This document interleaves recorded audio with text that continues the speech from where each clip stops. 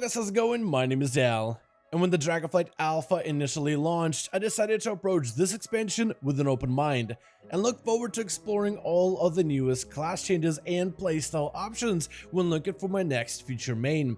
And I was ready to abandon my rogue of so many years for a different class if it caught my attention. And while I found a lot of playstyles that I enjoyed exploring, at the end of it all, Outlaw kept pulling me back in. The spec has gone through radical changes in Dragonflight, getting access to raid utility, and explores new talent options, which lets you tame the dice of fate, reducing the playstyle's randomness, and embracing the shadows with an ambush-focused playstyle. Currently, Outlaw Rogue is in a top tier spot when it comes to mythic dungeons and mythic raid content, and even sees success in rated PvP. Outlaw Rogue is a powerful melee that I could easily recommend picking up in the expansion of Dragonflight.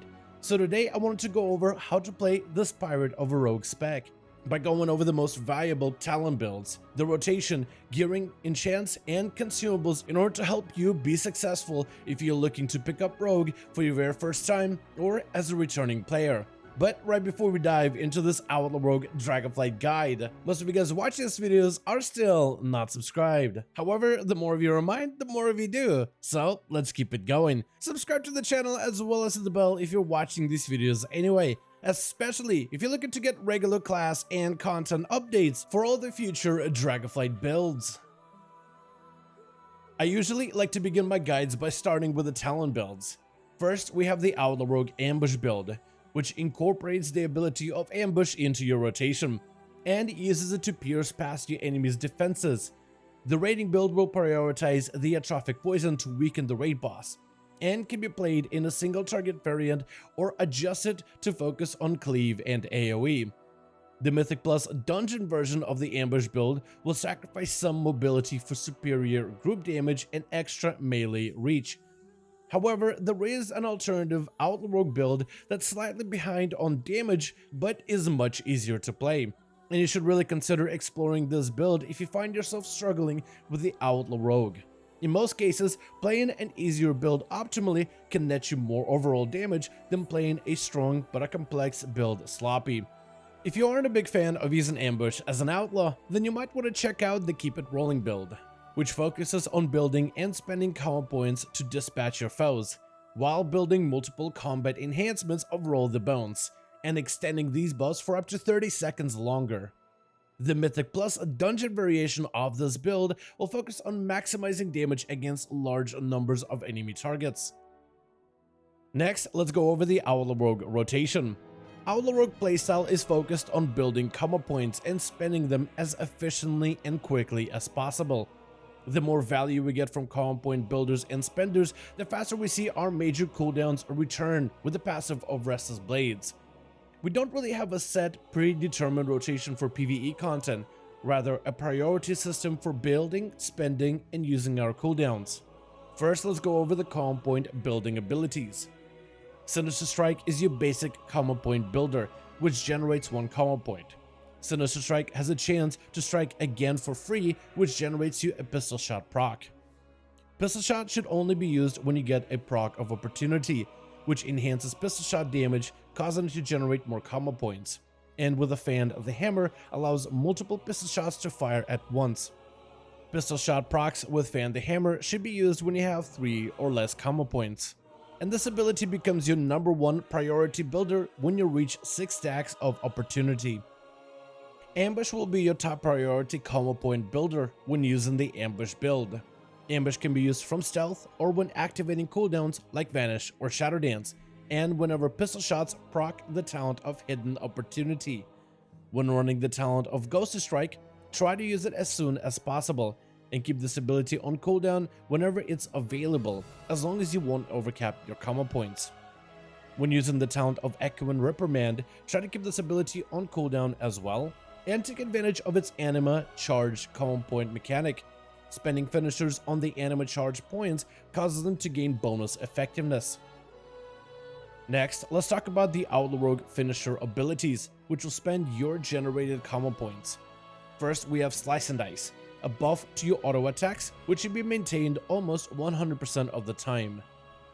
Next, we have Between the Eyes, which debuffs your target, increasing your critical strike chances against them by 20%. This debuff should be up on your primary target as often as possible, and this finisher will take priority whenever it's available. Once Slice and Dice is active and Between the Eyes is on cooldown, you will spend the rest of your combo points on Dispatch to damage your target. All of these finishers should ideally be used when you reach 7 combo points, but can also be used at 6 combo points if you have an ambush proc or a pistol shot opportunity proc, or if you roll broadside as you roll the bones combat enhancement. Next, let's go over the important damage cooldowns, starting with Roll the Bones, where you roll the Dice of Fate, enhancing your combat abilities in a variety of different possible combinations. Most Outlaw Rogue builds will take advantage of the loaded dice, ensuring that Roll the Bones provides at least 2 combat benefits after we use Adrenaline Rush. New players to Outlaw should simply focus on keeping any set of combat benefits available, while more experienced players will want to re-roll any buff combinations that don't include Broadside, Skull and Crossbones, or True Bearing enhancements. Adrenaline Rush should simply be used on cooldown. The ability of Vanish should also be used on cooldown, followed by Ambush when using the Ambush build, or by using Dispatch with the Keep It Rolling build. The talent of Shadow Dance allows the use of stealth abilities, and will primarily be used in ambush-focused builds. Try to delay Shadow Dance until you have no pistol shot opportunity procs or ambush opportunity procs. You want to use Shadow Dance with at least 80 energy, focused on mostly ambushing your target, followed by finishers, with pistol shots when they reach 6 stacks of opportunity. Keep It Rolling should be saved for when you have 3 or more buffs available from Roll the Bones, and should be activated whenever one of them is about to expire. The ability of Blade Rush deals moderate damage, but is generally low in priority. The best use of Blade Rush is when your energy falls below 50, or when surrounded by large numbers of foes to cleave them down. The same goes for Killing Spree. It should be delayed and used only when you fall very low on energy and can't use other abilities, treating Killing Spree as a filler of sorts. Killing Spree should also be saved when you're about to approach a large number of enemy targets. When it comes to AoE encounters where you're fighting more than one target, Outlaw Rogues will use the ability of Blade Flurry, which causes any single target damaging ability to cleave to nearby targets. Essentially, our rotation doesn't change in single target or AoE. We will simply add Blade Flurry to enhance our group-wide damage and follow the same single target priority rotation. When it comes to gearing your Outlaw Rogue, you'll prioritize leather items with agility, with the best secondary stats being versatility, equivalent to critical strike, followed by mastery, followed by haste. You want to prioritize gear upgrades with similar secondary properties. Your best weapons will come from the Vault of the Incarnates, from the boss Grim Totem, who drops a fist weapon for your main hand, and the Brute Keeper, who drops a dagger for your offhand. Otherwise, you'll prioritize the Azure Vault for high item level version of the Refraction's Edge main hand, and the Ruby Life Pulse for the Skyferner Rondel in your offhand. Your best trinkets will come from the Dungeon of Court of Stars, where you're hoping to grab the Windscar Whetstone.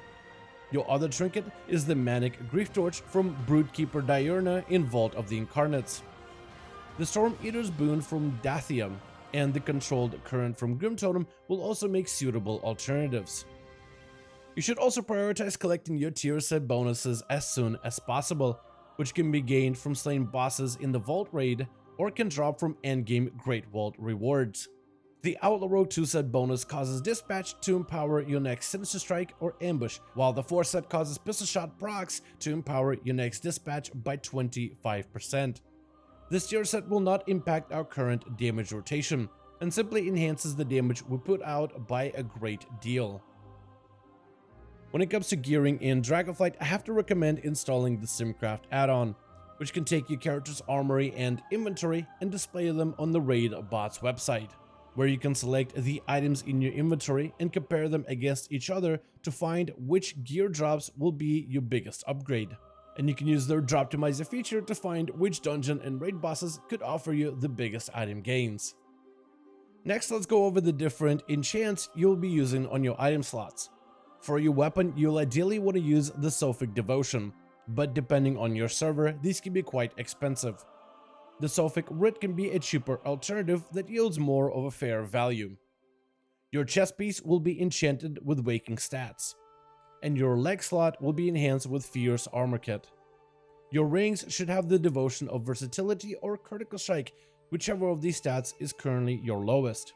These last few enchants are mostly optional, but you can enhance your boots with the Watcher's Loam Stamina, and your bracers and cloak with extra avoidance for greater survivability. Next, we have your combat consumables. The Fated Fortune Cookie will be your food of choice, unless someone else provides a feast for the entire raid or party. The Phial of Glacial Fury and Phial of Tepid Versatility are both very close to one another when it comes to overall performance. Ideally, you should be consuming the Elemental Potion of Ultimate Power or the Elemental Potion of Power as a cheaper variant. Your weapons should be enhanced with the Buzzing Rune, and your gear sockets should be filled with gems which grant Critical Strike, Versatility, or both. Try to prioritize the stat to help keep both Versatility and Critical Strike somewhat even. And for now, this is going to be everything you need in order to get started playing your Outlaw Rogue in the patch 10.0. I want to thank you all so much for watching this video, and I hope you guys enjoyed. Let me know your thoughts in the comments below. Have you considered of picking up Rogue in the Dragonflight as a potential main or an alt going forward? As per usual, if you guys enjoyed this video or found it informative, go ahead and give it a thumbs up. I would very much appreciate it.